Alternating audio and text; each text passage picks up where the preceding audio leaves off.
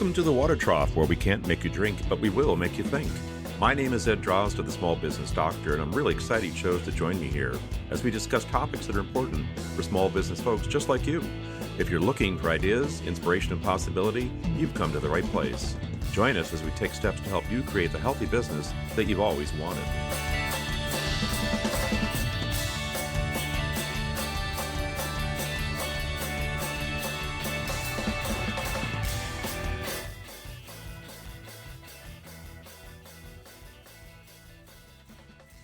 Welcome back to the Water Trough, folks. This is Ed Drozda, the Small Business Doctor, and today I'm joined by Jay Sapovits, a lifelong serial entrepreneur, the founder of Inked Stores. Jay, welcome. Ed, good to chat with you today. It's nice to have you back. Our preliminary conversation gave me lots of insight into you. I think that you've got stories to tell, which would be both inspirational as well as a guiding beacon for a lot of people. Let me start by asking you about your journey. What brought you to where you are today? I think my journey started subconsciously by watching my dad, who was a school teacher, the last 10, maybe 12, 15 years of his existence as a school teacher. He was miserable. My dad was always counting days, and he was either counting the days left in school or he was counting the days left in summer. But when you're always counting down days, you tend not to live the ones that you're in. He always was sort of in the past or the future. Watching that, I became resolved to not live a life where I was miserable with what I did on a day-to-day basis. I didn't sit down and say, oh, my dad doesn't like his career path that he chose. In some ways, he didn't really choose it, right? When my mom settled down, had a family, bought a home, wanted to raise kids. My dad gave up his dream of being an announcer. Back in those days, if you were on the radio or you were a play-by-play announcer, or in his case, public address announcer and racetrack announcer, which is what his true love was, you would start in a small town and you'd work your way to a bigger town, right? He had choices to make, and his choice was he loved my mom and he chose to raise a family and suppressed his dreams. Yeah, that just seeped into me to not do that as I got older. I didn't realize that's what I was doing, but looking back, it gives you great perspective. And it's clearly the most influential aspect of my journey. At what point did you start to recognize that what your dad had gone through was not the right path for you? What inspired you to start taking a different step? Necessity. I was a chaotic kid, really a C student. Like I tell people, I was a 4.0 student, 2.0 in high school, 2.0 in college. Didn't apply myself at all. Mm-hmm. Really just skated by on charisma, charm. I think they have another word for it, BS. You know, people skate through life. And I definitely skated through till I got into college. I went to UNLV, so I traveled from the Philadelphia area where I was raised out to Las Vegas. People ask me, what got you out to Las Vegas? It's like, have you ever been? That's what got me out to Las Vegas. I had a love of gambling, so much so that it turned into an addiction. Mm-hmm. And I didn't get clean from that until I was 25 years old. And when I eventually did get clean, I took a recovery job at a golf course.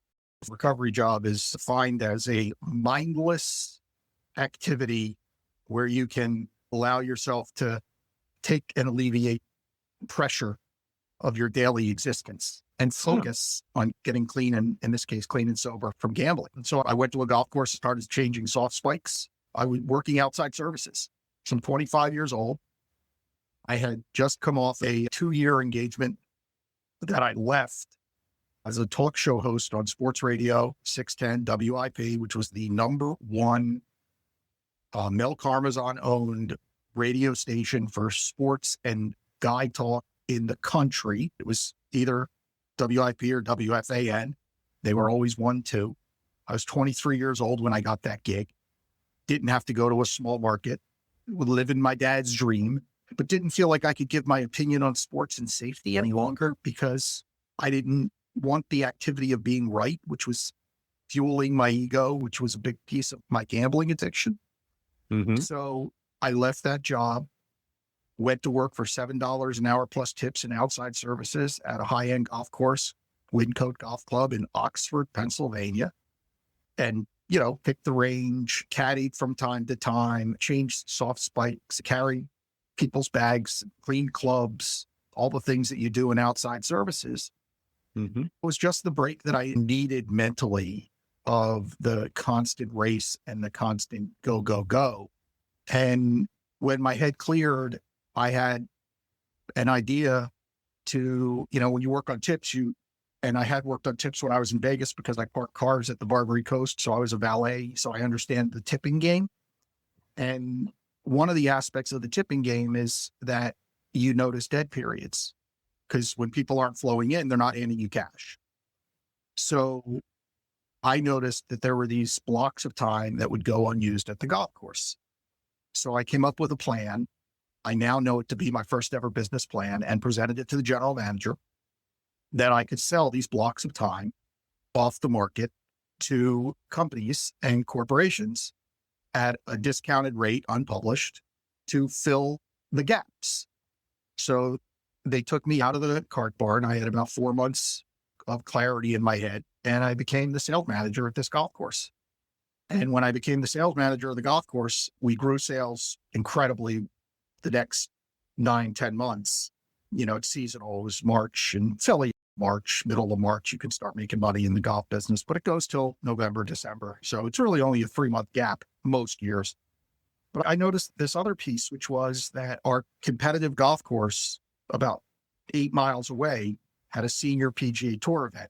And having been on the radio at WIP, I knew that Philly fancied itself as a pro town, didn't accept minor league sports. And I always thought the Champions Tour at the time, the Senior Tour, was equivalent to a minor league, right? It wasn't the best. It wasn't Tiger. So I came up with the concept to put a 1-day skins game at Wyncote featuring the best players in the world. And cold call player agents, got a bite from Jim Furyk, who was born in Westchester, Pennsylvania, and a client that I had sold golf time to agreed to be the title sponsor. At the time, it was Pico Energy. They were deregulating energy at the time. So you talk about a good break, was they needed to advertise, was Exelon. And so the Exelon Invitational, hosted by Jim Furyk, was born. And it was a 1-day skins game. We got agreement from Comcast to televise it. And we put, I think, somewhere around 6,000-7,000 people the first year to watch the event live at the golf course. I don't think we had a tee time available for the following 12 months at the course. It just took off. So that was my first business. And it was born of necessity because I was working in a cart barn. I just ran with it. And that's how my entrepreneurial journey started. It's a wonderful thing that you're able to emerge from this dark space. You had the vision to see there was something on the other side and the ambition to pursue it. Maybe more importantly, to avoid backsliding into that dark space. Given what your dad had gone through, as you said, you're kind of living his dream, which must have been a little bit infatuating and perhaps a little bit intimidating. I think your story is an amazing success story, and I'm really grateful that you shared that with us. I appreciate that. It was my dream as well. I did play-by-play in radio in college. I traveled with those great UNLV basketball teams with Larry Johnson and Stacey Augman and Greg Anthony, because I became the radio producer engineer. I was always super crazy ambitious and always had multiple jobs at the same time. I was stuck in a rut where anything that came in went out immediately. I share with people that I did Vegas for 5.5 years, like they do it for a weekend. And that's not a punchline. That's the truth. It was a very, very hard way to live. And I needed to get out of it when I did, or else I emotionally wouldn't have been able to last.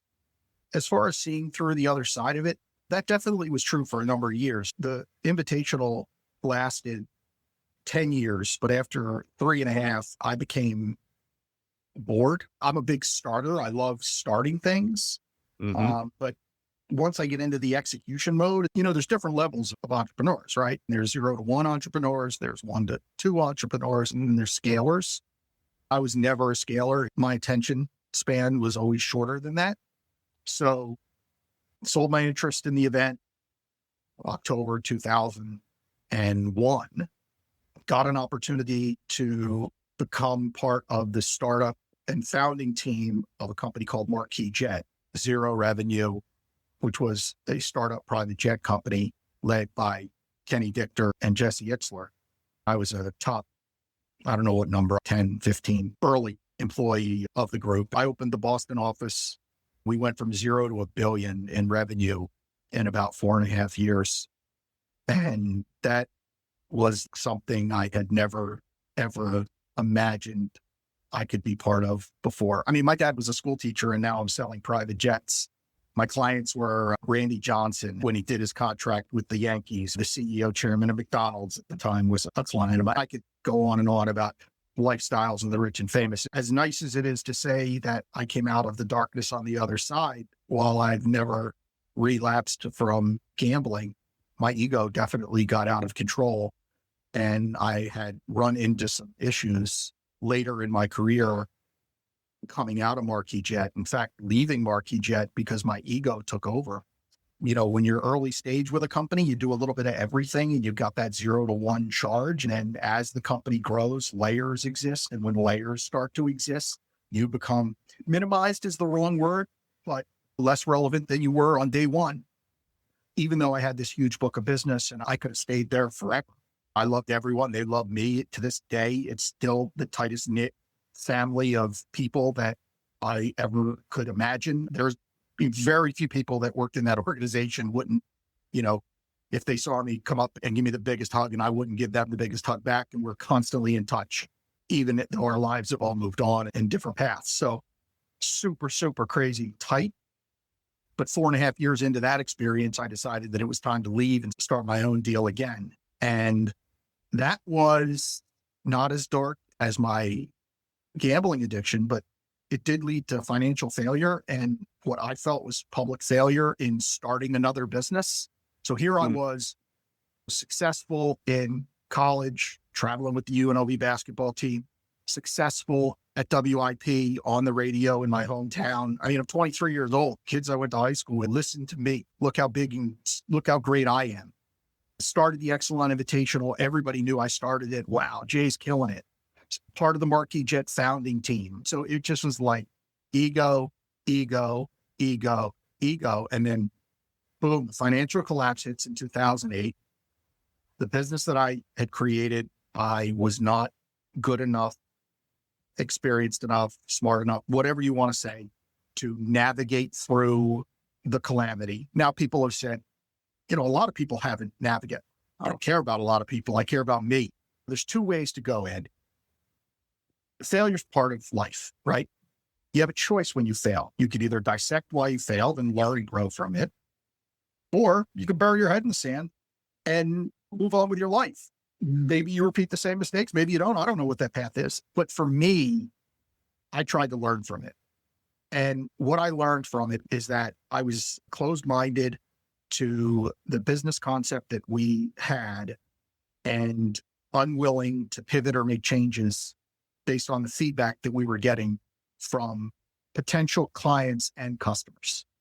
Okay. Because of that, we weren't able to survive.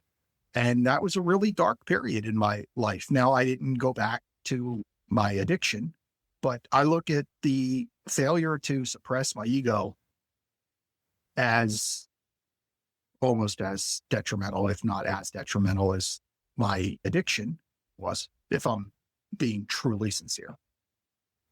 Yeah, I think a lot of people don't appreciate the fact that an overabundance of ego, self-aggrandizing, or loss of humility is far more deleterious than many things because it's so pervasive. It really does consume us because it feeds us. It's like pouring gasoline on a fire, I'd say. Mm-hmm. You become inured to the notion that anybody else or anything else has any impact at all. But you do, as you said, you woke up one morning and realized, oh, oh, it does make a difference, doesn't it, out there? Yeah. Humility doesn't come overnight either. It's a work in progress. Coming out that experience, I was, again, very fortunate to lean on golf. I had a buddy who asked me to run a local golf course for him, Wentworth Hills Golf Club. I went and I ran that course for the summer, and it gave me great confidence because I was able to stretch my creative wings, grow revenue, get back to something that I loved, be outside every day and intermingle with people at a different level, right? So I was selling luxury services when I failed, and now I'm selling 70, 50, $60 tee times. So it really brought me down a notch or 10, and I was able to reestablish myself emotionally. Again, I sort of followed the same pattern, which was mindless is not the right word in this case, because it was more mindful than working in a card shack. But I mean, you go from the level of business I was at to running a single location golf course. I gave it my all, but it didn't take my all, if that made sense. Certainly does. A big part of your journey, a big part of everyone's journey, whether we acknowledge it or not, is self-awareness. Yeah. And you have had the good fortune of being aware, being able to acknowledge the shortcomings of a particular point in time and being able to see potential beyond that moment, which is really the only way to survive emotionally. I mean, everybody defines success in a different way, right? Whether it be money, fame, this, that, the next thing. But really the most important success is being alive and being happy, being who you are. Because Yes. at the end of the day, that's what you got, right? You mentioned that you, as an entrepreneur goes, are one who is attracted to the excitement of the new, the buildup. But I get the impression that despite the fact that that is a part of you, that over time, you may not be looking for scale, but you have found contentment because your business, Inked Stores, is not new. It's been around for quite some time now. In stark contrast to someone who's always looking for the next thing. What is it that allowed you to find peace in this space? Or maybe I'm wrong. Maybe you haven't found peace here. Well, that's a really good question. I haven't been asked that previously anywhere. I've had a number of conversations like ours. So kudos for digging down to that. Few things. First of all, I found a business finally after all these years that appeals to almost every single thing that I really like. So I'm creative. Part of my love of going from 0 to 1 is coming up with an idea and seeing if I'm able to see it through and all the obstacles that are in its way. I have that in the promotional and merch space across a multitude of clients all the time. It could be a hospitality company. It could be a gaming company, a pharmaceutical company. They have objectives and goals that they're trying to reach. So I almost become an outsourced marketer or thinker on their behalf as to how they can use physical product to do that. I love that. And that appeals to me. Second, I think you get older and mature. And even though that 0 to 1 phase is the most exciting, I try to repeat that in where I'm at today. Scaling for me is a new challenge, and that's where we're at right now. I've set it up like that to be a new challenge, as opposed to looking at it and saying, well, I don't like that. I'm open-minded. And when I talk about my history, I was very close-minded when I was younger. And that close-mindedness is what led to the ego inflation. And now I don't know are my 3 favorite words. I think that's 3, right? I don't know. Yeah. Yeah, you got it. I'm not young. When you're on the climb, you fear telling people, I don't know. You fear how it feels to not know, but yet not knowing is this freedom. And then you get to explore and learn and absorb and question. It's just growth. The business isn't young. It's just growth. And even though we've got time under our belt, COVID cut us in half. And when COVID cut us in half, we had to pivot and change the business almost entirely. And so even though it's call it 12-year-old, 11-year-old business, it really only feels like a 5-year-old business. Okay. You know that, but somebody listening may not. Every business doesn't go from 0 to 100 million in 5 years. There's businesses that on year 10, on year 12, on year 15 are still trying to figure it out. NVIDIA is a perfect example. The video, everybody uses NVIDIA, like they hold up the video like it's this icon of business, or they hold up Amazon. Like Amazon's an icon. Amazon didn't make money. Facebook didn't make money for the first 7 or 8 years. It's really glamorous to look at the outliers, the 23-year-old who has 2 million in revenue and 90% margins. That's an outlier. There's more people who own a business on Main Street. Be humble, drive down that Main Street, do the math in your head. How much revenue does that yoga studio make on a monthly basis? What are their expenses? How much money is the owner of that realistically making? Open-mindedness and staying curious have come to me in age. Without that, I wouldn't be where I'm at today. I think we have a really big chance to get to where we're going because of it. Therein lies the key. It is up to the founder to determine what that will be, where I will go, what it is I want to go to. Yeah. But to compare to others is unrealistic, is really unfortunate, because everybody's version of success is different. But knowing what your version of success is so that your beacon is legitimately established, you can see what you're trying to get to, is critical. A lot of people are mired in the notion, well, if they can do it, I have to do it. I must be able to make X and such dollars and so on, when they haven't considered what they're looking to do other than to satisfy the urge to be like somebody else. That defeats the purpose, doesn't it? It's hard. What you're sharing there is really hard. Not comparing yourself to others, not judging your success by external standards, being comfortable in your own skin, defining what success means to you. If you get that early in life, bless your heart. You won't. But listen to your story. Listen to what you just said. We start out with a host of conflicting ideas, and we model ourselves after things that we can see because we haven't yet been able to create our own.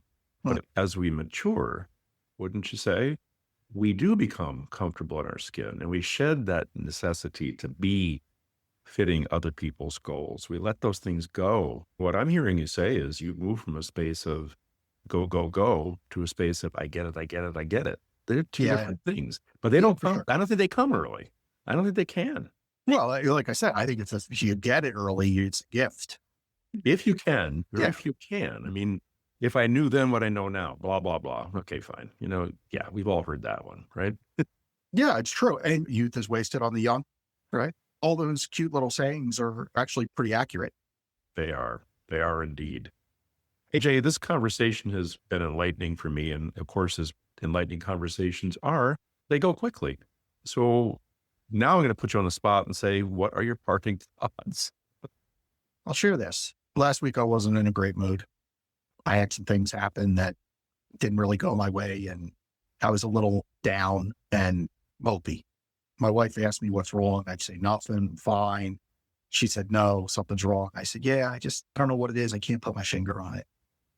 Saturday morning, I woke up and I made the choice to not be upset or mopey anymore. It might sound silly, but one of the pieces that I've learned in time is that we have a choice of how we feel. So I had a great weekend, and Monday was fine, and today's going okay.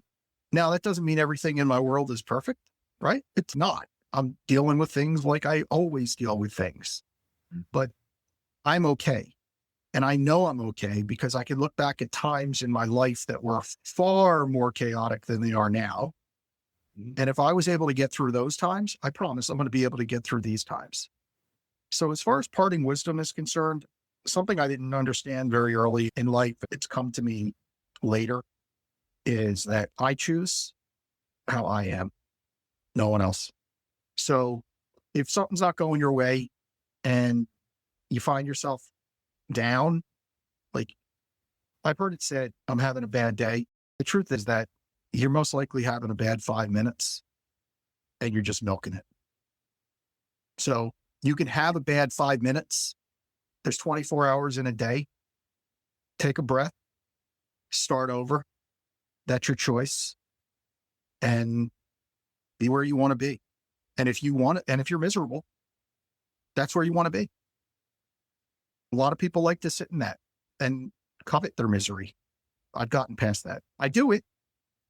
But for the most part, I don't have any interest in that. I want to be happy, and you can't take that from me because I choose if I am or not. So that's my parting wisdom. Appreciate your honesty and integrity in sharing that. I will say merely this. I needed that too. So thank you for me. Well, I understand. There's days I need it too. Thank you, sir. Jay, it's been an absolute pleasure having you here today. And I appreciate that you've opened up, dug in, and poured out a lot of things. The goal of this show is to inspire people. And your story, I'm sure, will do just that. It has inspired me because you just simply put yourself out there. Thank you for that. I'm grateful. Appreciate the visit, Ed. Thanks so much. I enjoyed it. Thank you. Folks, this is Ed Drozda, and here at the Water Trough, as always, I want to wish you a healthy business with a reminder that the health of your business is predicated upon your own health. Self-awareness is a great way to ensure that you remain there. See you next time.